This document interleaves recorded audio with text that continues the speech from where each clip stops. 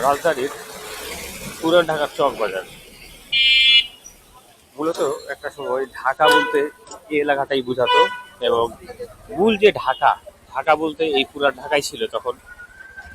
এরপর যখন পুরাতন বাংলার রাজধানী পানামনগর থেকে যখন এই ঢাকায় স্থানান্তর করা হয় বহুল আমলে, তখন কিন্তু পুরান ঢাকা বলতে মূলত এই এলাকাটাকে বোঝাতো, এবং মূল ঢাকা এটাই ছিল। এর পরবর্তীতে যখন ধীরে ধীরে ডেভেলপ হয় এবং বিভিন্ন জায়গায় স্থানান্তর করা হয়েছে এবং বড় বড় সম্প্রসারণ করা হয়েছে ঢাকা, যা আজকে বহু এলাকা জুড়ে কিন্তু ঢাকা বিস্তৃত।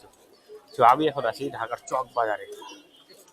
এটা কিন্তু কি বলবো, শুধু ঢাকা নয়, বাংলাদেশের একটা সবচেয়ে কম রেটে পাইকারি বাজারের মার্কেট। এখানে আপনি পাইকারি দরে সবকিছু পেয়ে যাবেন, এমনকি খুচরাও পাবেন, কিন্তু সব দোকানে পাবেন না খুচরা।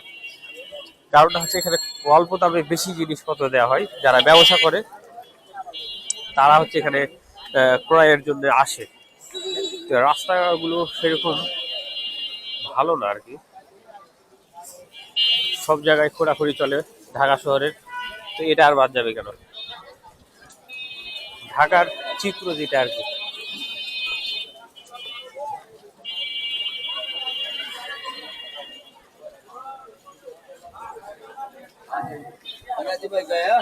আমারও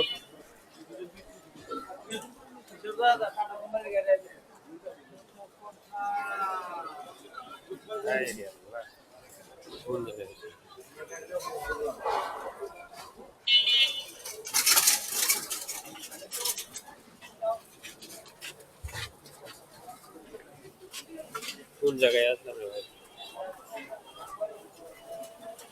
পুরান ঢাকার চিপাগলিতে এখন যাবো। খাই খাই ভালো।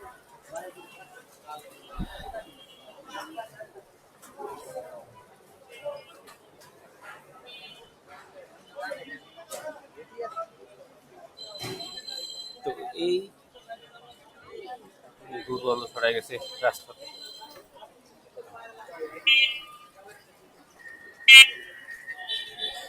এই সেই শাহী জামি মসজিদ, এই রোডেই কিন্তু ইফতার, এই ইফতারের দিনে অর্থাৎ রমজান মাসে কিন্তু এই রোডেই কিন্তু ইফতারি বিক্রি হয়, বড় বাপের বলা হয়। আর আমি এখন যাব এই চিপা রোডে, আপনাদের দেখাবো এবং সাথে থাকবেন।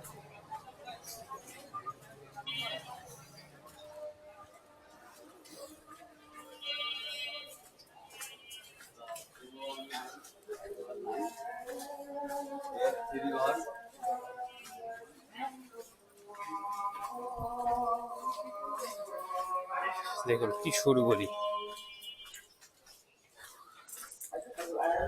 আজান হচ্ছে বড় কাটা জামের মধ্যে।